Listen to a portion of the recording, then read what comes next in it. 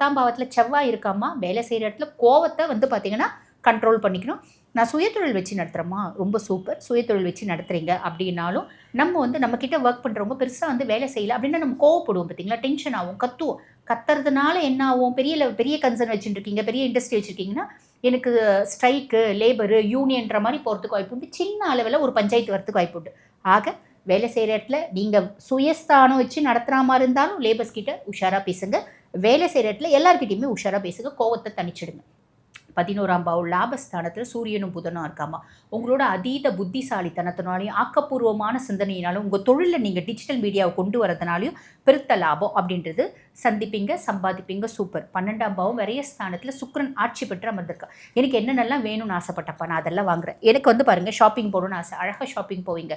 நான் வண்டி வாங்கணும்னு ஆசை, சாதாரண வண்டி வாங்கலாம் அப்படின்னு போவீங்க.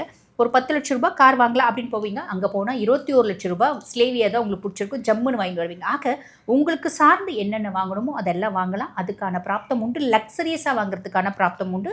ஆனால் வாங்கும்போது கொஞ்சம் அனலைஸ் பண்ணுங்கள். எங்களுக்கு வசதி வாய்ப்பு இருக்குது அப்படின்னா கவலைப்படணுன்ற அவசியமே இல்லை. வசதி வாய்ப்பு இல்லை அப்படின்னா அதிக செலவு வச்சு பின்னாடி வருத்தப்படுறது அப்படின்றது வேண்டாம். இப்போ பிற்பகுதியில் நம்ம பார்க்குறோம் அப்படின்னா வந்து பாருங்கள், பிற்பகுதியில் சூரியனும் புதனும் 12ஆம் பாவத்தில். அப்போ அப்பாவுக்கு உடல் சார்ந்த உபாதைகள் வர்றதுக்கான வழியும் வாய்ப்பும் உண்டு. அப்பாவுக்கு மருத்துவ செலவு, மாமனாருக்கு மருத்துவ செலவு, கவர்மெண்ட்டுக்கு ஏதோ ஒரு ஃபைன். சும்மா எல்லாமே ஹெல்மெட் போடாமல் போயிட்டேன்ப்பா நான் வண்டியில், உடனே போலீஸ்கார் வந்து பார்த்தீங்கன்னா நிப்பாட்டிட்டு சிக்னல்லே இருந்தால் நான் ஹெல்மெட் போடாமல் போனேன், நில் தம்பி நின்று ஒரு 500 ரூபாய் ஃபைன் போட்டார். இப்படின்ற ஒரு அமைப்பு. சுக்கிரன் சுயஸ்தானத்தில் இருக்கா. மிதுனம் எப்பயுமே புத்திசாலித்தனத்துக்கு தான் வந்து முதலிடம் கொடுப்பாங்க. இந்த காலகட்டம் என்னோட அழகுக்கும் நான் வந்து பார்த்தீங்கன்னா முதலிடம் கொடுக்குறேன். என்ன நான் மாற்றிக்கணும்னு நினைக்கிறேன், என்னோட அவுட்லுக்கை வந்து நான் மாற்றிக்கணும்னு நினைக்கிறேன். இப்படி நிறைய விஷயம் தோணும். சந்தோஷமாக இருப்பீங்க. ஒரு இனம் புரியாத சந்தோஷம் அப்படின்றது இருக்கும். இதுவும் சூப்பர் அப்படின்னு சொல்லலாம். என்ன லாபஸ்தானத்தில் செவ்வாய் வருவார். இப்போ